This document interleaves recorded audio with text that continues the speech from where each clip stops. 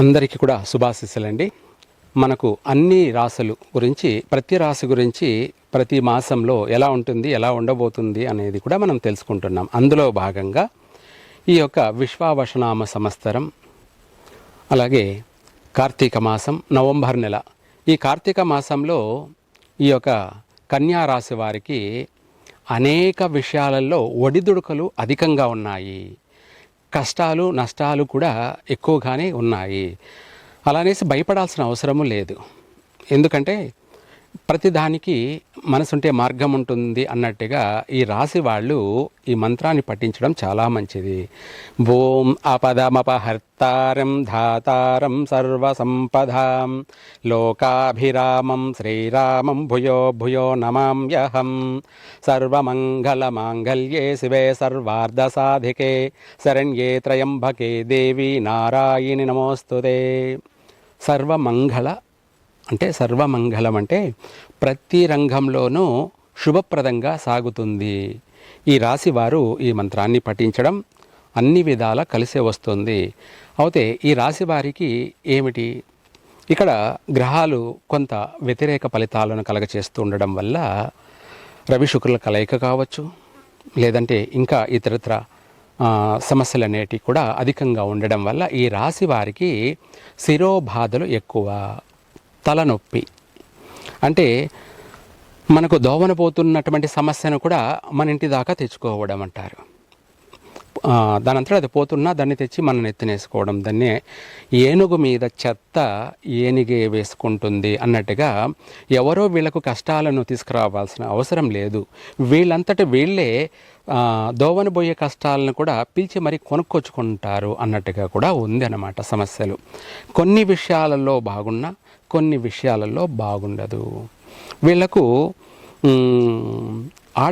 స్త్రీల వల్ల సమస్యలు వచ్చే అవకాశము ఉంది కన్యా రాశి వారికి. అది ఎవరి వల్లైనా కావచ్చు.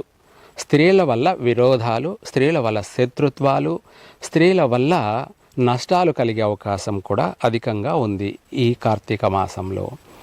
ఇదే కాకుండా ఏ వ్యాపారం చెయ్యాలన్నా కూడా వీళ్ళకు పాలు తోచదు. అంటే చేస్తే ఏమవుతుందో, నష్టపోతామా, లాభం కలుగుతుందా అని చెప్పేసి సందేహాలు, అనుమానాలు అధికంగా ఉన్నాయి. అది నిజమే. ఈ మాసంలో నూతన వ్యాపారాలు ప్రారంభం చేయకపోవటం చాలా మంచిది. కలిసి రావు. ఒకవేళ చేసినా నష్టపోవడమే, చేతులు కాల్చుకునే పనే కలిగే అవకాశం ఉంది. అందుకనేసి ఉన్నది పోగొట్టుకొని బాధపడడం కన్నా ఉన్నదాన్ని దాచుకోవడం మంచిది.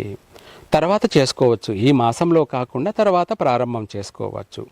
మనకు ఏ మాసం బాగుందో, ఏ రోజు బాగుందో అన్ని విధాలు కూడా తెలుసుకొని, ఎందుకంటే వ్యాపారం పురుష లక్షణం. సంపాదించాలి, కుటుంబాన్ని పోషించుకోవాలి. ఖాళీగా ఉంటే రాదు. ప్రతిరోజు ప్రతిదినం గడిచిపోతూనే ఉంటుంది, తిరిగి రాదు. రేపటి కావాలంటే ఏదైనా చెయ్యొచ్చు, వెళ్ళిపోయిన రోజును తిరిగి తీసుకురాలేం. అట్లాగే మనిషి యొక్క భవిష్యత్తు అన్నది వీళ్ళకు ప్రశ్నార్థకరంగా ఉంటుందన్నమాట. చెయ్యాలా వద్దా, చెయ్యొచ్చా చేయకూడదా అని సందేహాలు. ఏది ఏమైనా దైవాన్ని నమ్ముకొని, దైవాన్ని పూజించి ప్రారంభం చెయ్యండి. తప్పకుండా విజయం వరిస్తుంది. అయినా కూడా అది చేయవలసి వచ్చినప్పుడే చెయ్యండి, అనవసరంగా చేయవద్దు, కలిసి రాదు. విదేశాలకు వెళ్ళాలనుకున్నటువంటి వాళ్ళు పోస్ట్ పోన్ చేసుకోండి, కొంత సమయం తీసుకోండి, పర్వాలేదు. తొందరపాటు పనికిరాదు. వివాహ ప్రయత్నాలు చేస్తున్న వాళ్ళకు కూడా అధిక ఆలస్యం జరిగే అవకాశం ఉంది. కొత్తగా మొదలుపెట్టేటువంటి వాళ్ళు ఈ మాసంలో ప్రారంభం చేయకపోవడం మంచిది. కార్తీక మాసం చాలా మంచి మాసమైంది కదా, పవిత్రమైన మాసం కదా అని అనుకోవచ్చు. కానీ మనకు కలిసి రావాలి కదా. ఏది ఏమైనా కూడా ఏ రోజు ప్రారంభించామన్నది కాదు, మనకు అది కలిసి వస్తుందా లేదా అన్నది మాత్రమే ముఖ్యం. మానవ అభివృద్ధి, మానవ కళ్యాణం జరగాలి కదా. అందువల్ల ఏది ఎప్పుడు చెయ్యాలి, ఏది ఎప్పుడు చేయకూడదు అన్నది కూడా మనము పాటించాలి, ఆచరించాలి. ఇదే కాకుండా నూతన వ్యాపారాల విషయంలో జాగ్రత్త ఉండండి. అలాగే ఏదైనా సరే నూతన వాహనాలు కొనాలనుకునే వాళ్ళు మాత్రం కొనకపోవడం చాలా మంచిది. ట్రావెల్స్ బిజినెస్ లాంటివి అసలు చెయ్యొద్దు.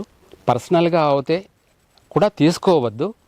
లేదు తప్పదు అనంటే మీరు మంచి సమయాన్ని చూసుకొని తీసుకోండి. అది కూడా మొదటి పాదంలోనే, అంటే అమావాస్య తర్వాత పౌర్ణమి లోపల చంద్రబలం ఉంటుంది కాబట్టి ఆ సమయంలో కొన్నట్టయితే నష్టాలు ఉండవు, లాభము ఉండదు. పర్వాలేదు, లాభం లేకపోయినా నష్టం లేకుండా ఉంటే అదే 10,000. కాబట్టి ఈ కన్యా రాశి వారికి అన్ని విషయాలలో కూడా ఒడిదుడుకులు ఉన్నాయి. శత్రువులు అధికంగా ఏర్పడే అవకాశం ఉంది. రహస్య శత్రువులు అనొచ్చు, అలాగే ప్రత్యక్షంగా కావచ్చు, పరోక్షంగా కావచ్చు, శత్రువులు అధికంగా ఉన్నారు. కుటుంబ సమస్యలు కూడా అధికంగా ఉన్నాయి. అన్నదమ్ములతో మనస్పర్ధలు కానీ, భార్యాభర్తల మధ్య ఎడబాట్లు, తగాదాలు, విడిపోయేటువంటి సమస్యలు కానీ, సంతాన విషయంలో కూడా నష్టాలు కలిగే అవకాశాలు కూడా అధికంగా ఉన్నాయి. అందువల్ల ఇవన్నీ తెలుసుకోవడం దేనికంటే మనము కొన్ని విషయాలకు దూరంగా ఉండడం, కొన్ని విషయాలలో చక్కగా అంటే ప్రారంభం చేసుకోవచ్చు. ఇందాక మనకు చెప్పినట్టుగా మంత్రాన్ని పఠించండి. అనేక విధాలు కూడా ఆ దైవానుగ్రహం అనేది కలుగుతుంది. మీరు అనుకున్న పని ఆలస్యమైనా కూడా మంచే జరుగుతుంది. వెంటనే జరగాలి అనేది లేదు. ఆకులో పెడతావా బోకులో పెడతావా అన్నట్టుగా లేకుండా మనము ఒక అడుగు ఆలస్యమైన మంచే జరుగుతుంది. ఈ మంత్రాన్ని పఠించండి, చక్కగా కలిసి వస్తుంది. ఇదే కాకుండా ఈ యొక్క కన్యా రాశి వాళ్ళు వృశ్చిక రాశి వాళ్ళతోటి ఎటువంటి పార్ట్నర్షిప్ చేయవద్దు. జీవిత భాగస్వామిని కూడా, అంటే వివాహ విషయాల్లో కూడా వృశ్చిక రాశి వాళ్ళని చేసుకోవద్దు. వృశ్చిక రాశి వాళ్ళతో కలిసి వ్యాపార పరంగా పార్ట్నర్షిప్ చేయొద్దు. అలాగే ఫ్రెండ్షిప్ ఎవరైనా ఉన్నట్టయితే వాళ్లకు జాగ్రత్తగా ఉండండి. వాళ్లకు వీలైనంతగా దూరంగా ఉండండి, మంచిది, కలిసే వస్తుంది. సర్వే జన సుఖినో భవంతు.